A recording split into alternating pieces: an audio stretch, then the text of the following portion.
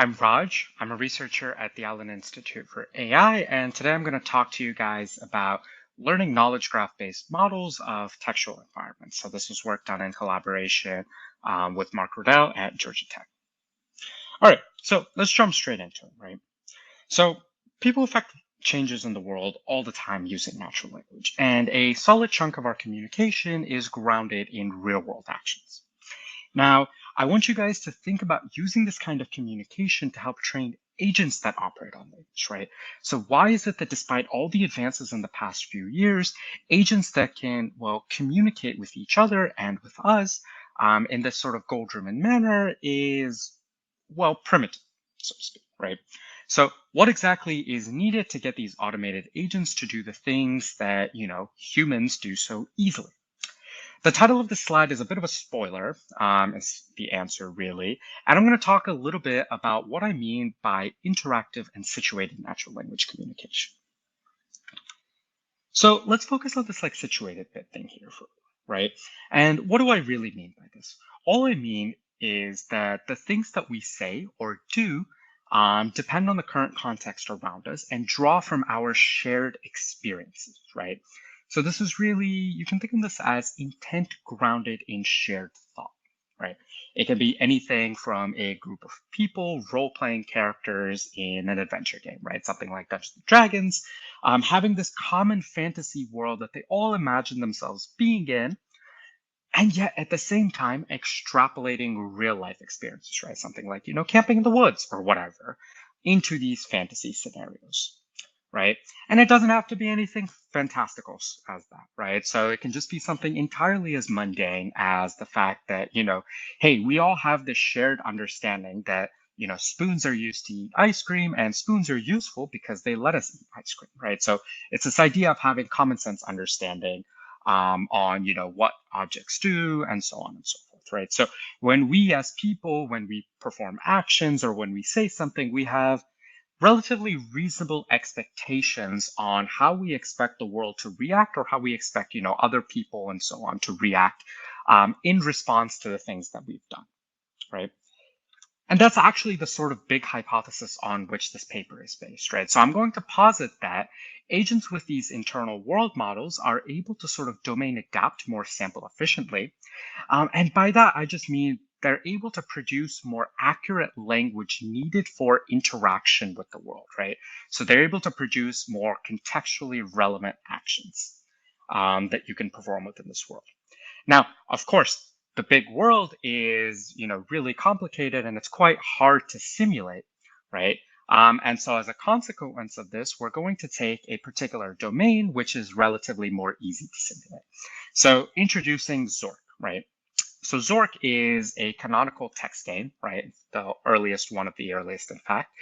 And it's a little bit different from your typical video games in that Zork is a game in which the player, when they first enter a world, receive descriptions of what the world looks like around them, right? So all the interactions in this world are done purely through textual natural language. So here you can see the description you receive is, you're standing in an open field west of a White House, there's a mailbox there. And given this description, you're able to type in actions for what you want to do in this world, right? So in this case, open the mailbox, right? And then once you do that, the game engine sort of gives you back what happens in the world after that. Opening the mailbox reveals a leaflet, so on and so forth, right? You read the leaflet, you can explore different locations, interact with objects, figure out what's going where, so on and so forth. Now, these games can get very quickly and very large and very complicated, right? So they contain multitudes of puzzles and, quests and things to solve. And actually, what you're looking at on the screen here is a map of the world of Zork. So the bit that you saw in the textual description earlier is, in fact, just one tiny room in this entire world that you have here, right? So this world has hundreds of characters, locations, objects, each with their own unique descriptions, attributes, and so on and so forth, that the agent has to keep track of dynamically and persistently through its interactions with the world. And this is where the whole idea of, world modeling sort of really starts to manifest itself. So what do I really mean by world modeling in the context of these sorts of textual environments? And what I mean is that in these cases, agents learn transitions of how the world is going to change. And these transitions are basically taking the form of a knowledge graph. And they're going to learn how the knowledge graph of the underlying world changes um, conditioned on the kinds of actions that are being performed in this particular world. So in order to do this, we collected a training set called the Jericho World Training Set, which consists of multiple thousands of sample transitions from these kinds of games across like a bunch of different genres. And I'm just going to show you exactly what one such transition looks like, right? So on the left side of the screen, what you're looking at here is you're looking at sort of the initial state of the agent, right? So the agent is in the west of the house. It has this particular description for what's going on. It's taking that particular action previously. Those are the actions that it can currently do, right? So even though at every single possible step, there are, what, 10 to the 18 something kinds of possible actions that you can do because you type everything in natural language. The space of actions that you can do that's actually contextually relevant is much smaller, and that's what these valid actions are. So what you have is you have the text descriptions, the kinds of actions that you can do. And on top, you have the knowledge graph for what the world looks like at that particular stage, right? So, you're in this particular room west of a house, these are these items in these houses, and the attributes, the items that you have, so on and so forth. And then in the middle is the action that the agent is then performed, right? So the action is then go north. And on the right here, you have how the world changes from the state on the left to the state on the right, given this particular action, right? So in this case, if you're west of a house and you go north, you now reach this new location, which is called north of the house, which has its own sort of unique description and actions and knowledge graph and whatnot that composes of it.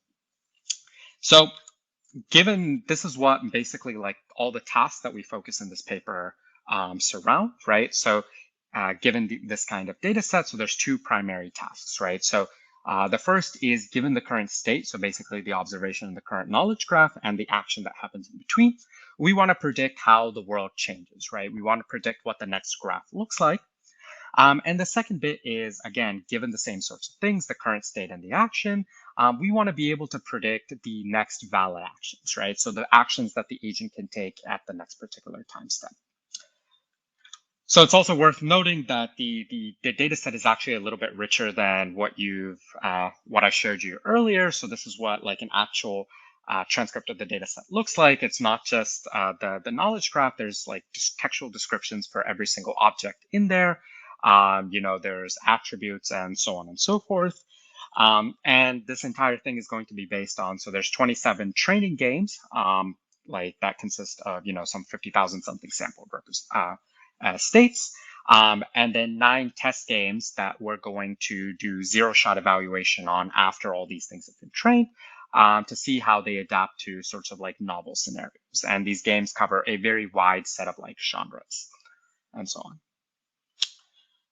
Okay, so as you can maybe imagine, as an agent starts exploring more and more in a world, remember how I said earlier, there's hundreds of locations and objects and so on and so forth. The graph of the knowledge that it's accumulated in the world and basically the world state starts getting steadily larger. And so basically, the longer the trajectory is, the harder it gets to predict what it needs to do next, because there's just so much more information that it has to take into account and be able to output, right? And this is sort of like seen in a lot of other, model-based RL kinds of tasks as well. So in order to sort of get around this graph growing unboundedly and having to predict a graph that's really large, we use this one trick, right? So this trick is basically doing graph difference prediction. And so the sort of primary model that we have in this paper predicts the sort of difference in the knowledge graphs between a current state and a next state, as opposed to predicting the entire new state by itself, right?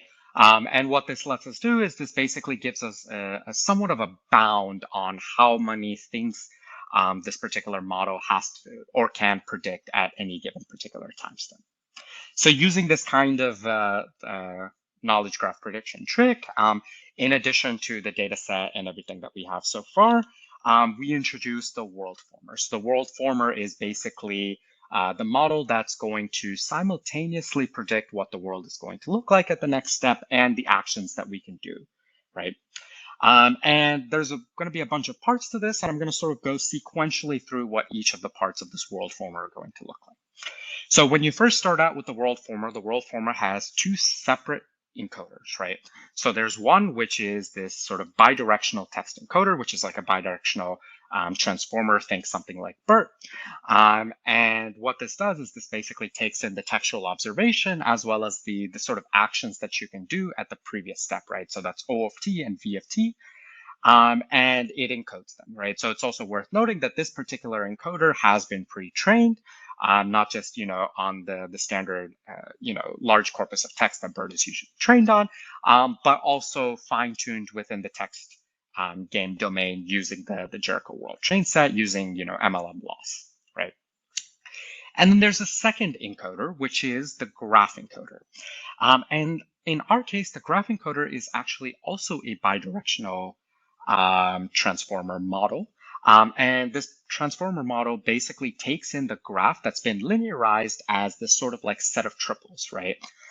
So as you can see here, U in west of house, west of house has a mailbox, so on and so forth, right? So it's the set of RDF triples that it takes in the form of like sort of discrete tokens for the subject head and an object in the token, and it encodes those, right? So this has also been, trained on the graphs found within the Jericho World Training Set using, knowledge graph link prediction and so on. The paper has more details on exactly how this is done.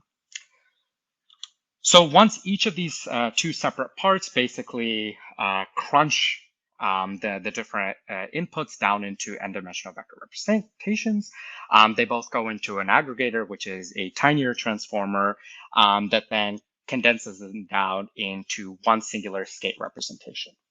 So given this particular state representation, we then have two autoregressive decoders. So think something like GPT or whatever.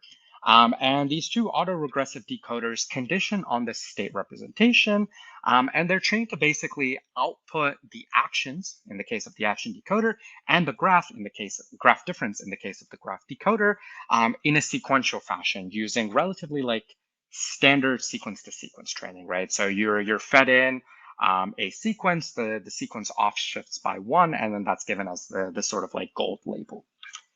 And this is what the sort of like standard sequence to sequence training looks like, right? So, it's the sort of factorized left to right probability chain, taking one token at a time. And that's good, but it turns out we can sort of bake in like an additional bit of information into this, right? So it turns out that both knowledge graphs and actions are sets of sequences, right? So wherein the ordering sort of only matters within a particular action or graph tuple, but the actual set itself is permutation invariant. And so I'm going to gloss through the details, but long story short, we can sort of like exploit this like inductive bias of having set permutation and variance otherwise, and can factorize the probability chain. And then use that to formulate a new set of sequences loss function, right? And the world former is basically trained on having two of these losses, one from each of these decoders separately. Okay, so now that we've sort of trained our world former, let's look at evaluation, right? And so what you're looking at here is you're basically looking at zero-shot evaluation on all of the sort of like testing games in terms of the knowledge graph prediction. So basically, how well can the agent predict the world states in this particular case, and valid action prediction, right? So I'm going to go briefly in depth into each of these eval modes now. So the first eval mode is, knowledge graph prediction. So basically there's two sorts of metrics here, which is basically graph metrics and token metrics. And the paper has more details on this, but basically all this is doing is this is measuring how close the graph that you've predicted is to the gold standard graph, right? And in terms of the graph metrics, the world former is significantly better than like any of the other baselines that we've had. And in particular, it's worth noting that 2 years ago, the state of the art in this particular field was sort of a rules-based approach, which was around 8 to 9 times less performance than what we have right now. So further, we did, ablations to prove that sort of like each of these different components, so, predicting graph difference, multitask learning, and the SOS loss, are each sort of like individually important for the final performance in this particular agent. And we did that by basically like dropping out like each one of these like components. And a similar sort of deal for all the valid action prediction experiments, right? So the world former performs significantly better than like the sort of sequence to sequence kinds of baseline. And it does this because it's able to do multitask learning and learn more about the world while learning to act in the world, as well as the sort of like set of sequences loss function. Okay, so if you remember two things from this, what you need to remember is that knowledge graphs give the agents sort of like persistent memory. And they let us overcome this sort of like small context window problem by giving agents the ability to model what happens in the world. And in this particular case, how to better act in the world while simultaneously predicting how the world is going to change from the consequences of your own action, right? And you can add more things on top of this. So this also sort of ties very closely in with the idea of giving the agents common sense reasoning abilities, either through pre-training or whatnot. So agents have a sort of better understanding of the affordances and viable actions that they can perform, right? So what are things that we can do that are more contextually relevant given the particular state of the world right now? That's all. So you can find the data set here. I can be contacted at any of these locations. Also come chat with me at the posters. Thank you.